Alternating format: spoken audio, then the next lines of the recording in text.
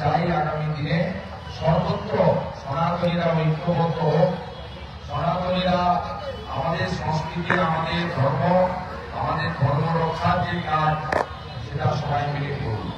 আজকে মহাষষ্ঠী দেবীর প্রথম, আগামীকাল সপ্তমী কলাবস স্নান, অষ্টমীর পুষ্পাঞ্জলি অবশ্যই দেবেন, নিয়ম মেনে দেবেন, হিন্দু রীতি মেনে দেবেন। বেলা 12:30 পর্যন্ত সময় আছে পত্রিকা আরতি করবেন এবং কোনোভাবে আমাদের হিন্দু ধর্মের অনুষ্ঠানকে আপনারা কেউ বা তারা যায় না কালচারাল প্রোগ্রাম করে দিতে,